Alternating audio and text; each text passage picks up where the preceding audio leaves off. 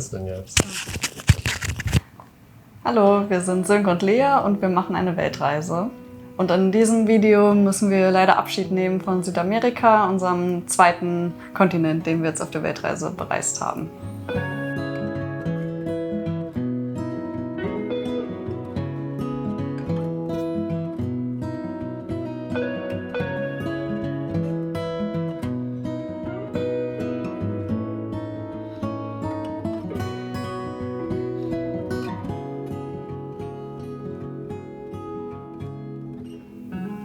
Im letzten Video waren wir noch an der südlichsten Spitze des südamerikanischen Festlands und haben dann ein Flugzeug genommen, mitten in der Nacht nach Santiago und sind dann in der Hauptstadt von Chile angekommen.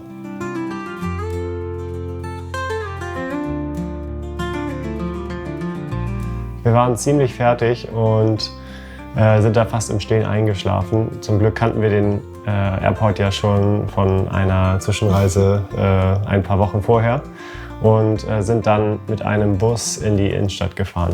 Ich habe davon aber nichts mitbekommen. Ich glaube, wir haben auch kein Video gemacht, weil wir einfach komplett tief geschlafen haben, bis wir zufällig genau da aufgewacht sind, wo wir dann raus mussten.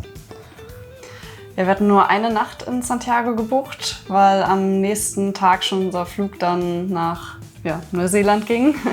Aber da wir morgens früh angekommen sind und dann am nächsten Tag spät abends losgeflogen sind, hatten wir 2 volle Tage und wollten dann nicht mit unserem gesamten Gepäck den weiten Weg zum Hostel laufen. Also haben wir durch Zufall da so eine Gepäckstation gefunden und haben unser Gepäck abgegeben. Dadurch mussten wir in die, Dreiviertelstunde nur mit leichtem Gepäck zum Hostel laufen. So viele Hostels haben wir gar nicht besucht auf der Weltreise bisher. Und sind dann nach Santiago in die Innenstadt gegangen und haben uns die Stadt angeschaut.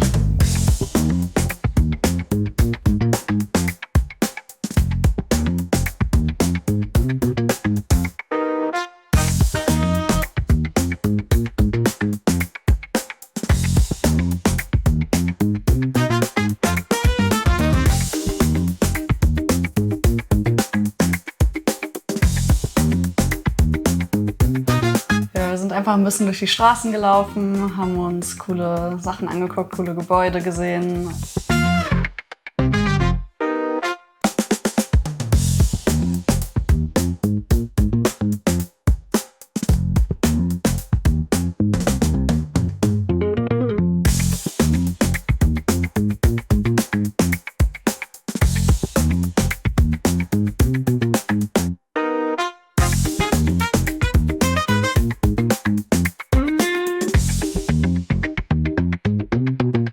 Und das Beste war natürlich das Eis, was wir uns gegönnt haben. Finde ich nicht. Was dann?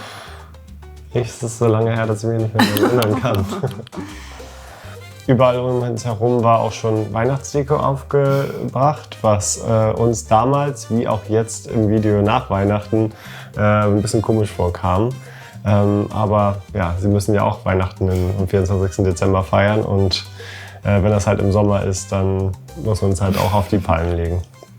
Abends haben wir dann die Burger Challenge eingelöst. Das ist ein Geschenk von meiner Schwester und konnten dann kostenlos einen Burger probieren. Das war sehr nice.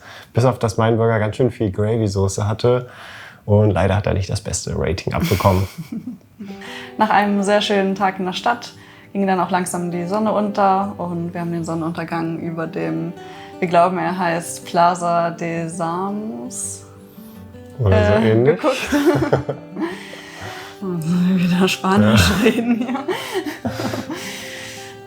Und endlich ging auch die Sonne unter, weil wir konnten dann auch endlich zu Bett gehen. Nach dem Flug waren wir dann doch relativ fertig und schnell müde.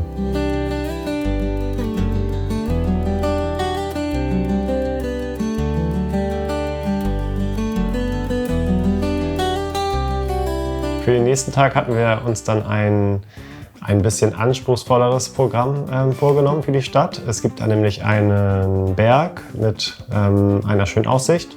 Und dann sind wir da erstmal in die Richtung marschiert. Und dann gab es da doch eine Funicula, also eine Art, wie nennt man das, so ein Zug, der da hochfährt.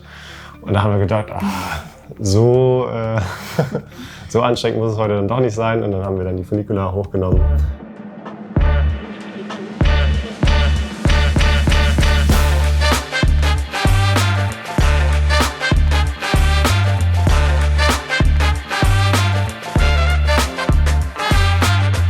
Ja, und oben ist dann eine Statue. Es ist nicht Jesus, sondern irgendjemand anderes, Christobal oder so. Auf jeden Fall kann man da auch beten und Dann haben wir da gebetet. wir haben auf jeden Fall die Aussicht genossen. Man hatte zwar wirklich einen weiten Blick, aber es lag auch wirklich viel Smog über der Stadt, was uns dann immer erst im Nachhinein auffällt. Normalerweise verwechselt man das immer so mit, ist vielleicht diesig oder so ein bisschen noch. Aber es ist halt dann der Smog von den Abgasen, der dann doch über Santiago liegt. Und wir haben auch gegoogelt, es scheint eine der dreckigsten Städte zu sein scheinen in Südamerika, Also wenn man von die der Luft, Luft, ja, genau, wenn man die Luft anguckt. Ja, runter sind wir dann doch gelaufen.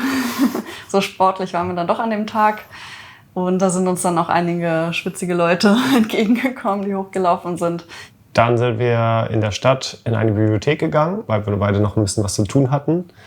Leider habe ich dann größtenteils mit meinen Computerproblemen zu kämpfen gehabt. Mein Laptop ist irgendwie immer wieder ausgegangen, also ein Dauerabsturz. Und habe mir ein bisschen den Nachmittag verdorben, weil ich schon befürchtet habe, dass ich mir einen neuen Laptop kaufen müsste oder so und keine Videos mehr schneiden könnte. Dann haben wir noch schnell eine Kleinigkeit zu Abend gegessen und dann ging schon der Bus los Richtung Flughafen wieder. Ja, für andere Leute und auch für Lea wäre das Video hier dann schon zu Ende. Aber ich habe mich durchgesetzt und gesagt, aber der nächste Teil, der uns bevorstand, der soll unbedingt auch noch einen größeren Teil dieses Videos einnehmen. In Südamerika war unsere Zeit nun am Ende und wir wollten rüber nach Ozeanien. Und das stellt sich als schwieriger heraus, als man vielleicht denken würde, denn es gibt so gut wie keine Flüge zwischen Australien oder Neuseeland und dem südamerikanischen Kontinent. Die Distanz ist erstmal so lang und zweitens scheint es wohl auch immer so zu sein, dass man einen Notfallflughafen in der Nähe haben muss, wenn man diese Routen bucht. Und im Pazifik gibt es halt nur eine Handvoll Inseln, die dann einen Notfallflughafen haben, wie zum Beispiel dann die Osterinseln oder Tahiti. Aber das limitiert halt sehr stark die Anzahl der Flugzeuge, die darüber fliegen. Und natürlich ist auch die Nachfrage nicht ganz so hoch, weil zwischen den Ländern nicht so viel Handel besteht, wie dann zum Beispiel zwischen den USA und Asien. Schon in Deutschland hatte ich damals mal gegoogelt, wie wir denn dann weiter rüber kommen könnten über den Pazifik. Ja, bis ich dann irgendwann auf einen Flug gestoßen bin, der einmal pro Tag, glaube ich, fliegt. Flug LA. Ich glaube, ich kann den sogar noch auswendig. Der Flug führt von Santiago de Chile nach Auckland, fliegt dann weiter nach Sydney und fliegt dann wieder zurück nach Santiago de Chile. Aber auch für seinen Preis. Ja, wir können das ja einmal sagen, oder? Ja. Ja, der Flug hat uns knapp 900 € One-Way pro Person gekostet. Mit Gepäck aber. Mit Gepäck. Und wir haben einen guten Deal gemacht, weil der normalerweise eher bei 1100, 1200 dran ist. Also der hat auf jeden Fall seinen Preis, ist aber ein Erlebnis, meiner Meinung nach. Ja, jetzt kann man da ja mal reingehen. Lea fand das nicht ganz so interessant wie ich, glaube ich. Es ist also eine der abgelegensten Flugverbindungen, die man so weltweit nehmen kann. Und dementsprechend war ich auch sehr, sehr gespannt, wie es dann losging. Ja, wir sind zum Flughafen gefahren, haben ganz normal eingecheckt. Es gab dann noch ein Problem, weil genau dann unsere Backpacks den Check-in-Assistenten ein Dorn im Auge war. Es hat schon bei 6 anderen Flügen vorher geklappt, aber nee. Auch bei der gleichen Airline immer. Ja, und jegliche Diskussionen werden dann natürlich abgewiegelt und am Ende mussten wir noch ein bisschen umpacken. Haben, glaube ich, 6 Assistenten da in Anspruch genommen, die alle natürlich kein Englisch konnten. Aber mit ein bisschen Stress hat es dann doch geklappt. Wir waren schon recht aufgeregt, vor allen Dingen, als wir dann unser Flugzeug gesehen haben. Ein Boeing 787 Dreamliner. Eine der nicen Flugzeuge, die ein bisschen leiser sind und schöne, riesige Fenster haben. Wir sind vorher immer nur mit Gammelflugzeugen Billig Airlines gefahren, deswegen war das noch ein kleines Upgrade. Und wir hatten sogar ein Entertainment-System. Und darüber kann Lea mehr erzählen. Direkt nachdem wir eingestiegen sind, habe ich erstmal die Herr der Ringe-Filme angemacht, um mich auf Neuseeland vorzubereiten. Wie lange hat das so gedauert? Bis ich angefangen habe zu gucken. Nee, ja, und auch wie lange die Filme dauern? Also nach 10 Minuten habe ich angefangen zu gucken. Und der Flug war ja sehr lang, aber dadurch, dass wir auch ein bisschen geschlafen haben, der ja über die Nacht ging, habe ich nur 2 Filme leider geschafft. Ja, nur 6 Stunden. Wir sind am 4. Dezember am Airport angekommen. sind kurz nach Mitternacht losgeflogen, haben den 5. Dezember komplett verpasst und sind dann am 6. Dezember morgens angekommen. Dank der Datumsgrenze, die uns zwar einen Tag weggenommen hat, aber insgesamt, wer 80 Tage um die Welt geschaut oder gelesen hat, wer das weiß, haben wir 24 Mal 1 Stunde hinzugekommen auf unserer Reise. Insofern balanciert sich das dann auch aus.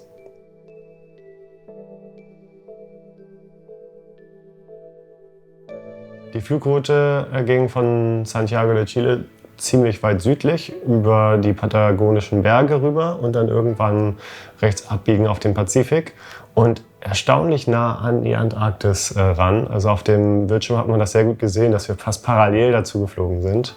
Und weil wir so weit südlich geflogen sind und es ja auch gerade Sommer ist im Süden, sind wir in die aufgehende Sonne geflogen, die dann aber, je nördlicher wir später wieder geflogen sind, wieder untergegangen ist.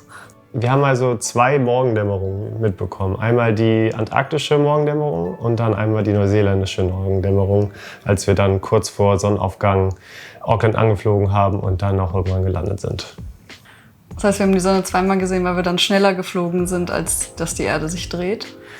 Ja, nee, das ist irgendwie komisch zu erklären, aber wenn man den Erdball hat, dann war praktisch die Sonne auf der anderen Seite und hat unten über Antarktis noch so rüber gelugt. Und wir sind praktisch so weit südlich geflogen, dass man halt die war dann irgendwie in Südafrika irgendwo, aber das hat dann so rüber gelugt, man konnte von unten das wieder sehen. Als wir dann wieder hochgefahren sind, waren wir dann wieder weg von der Sonne. Also, bis sie dann aufgegangen ist. Ja.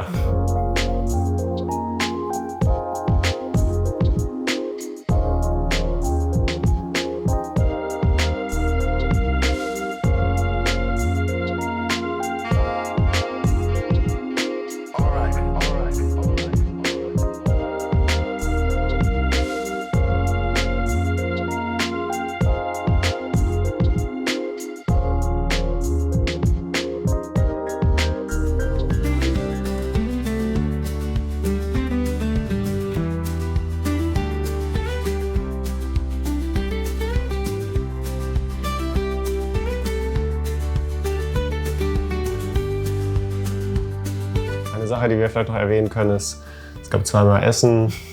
Flugzeugessen ist immer sehr lecker und sehr vielseitig und sehr viel. Mhm. Nee, aber dazu gab es dann noch die Pizzareste, die wir von Santiago hatten.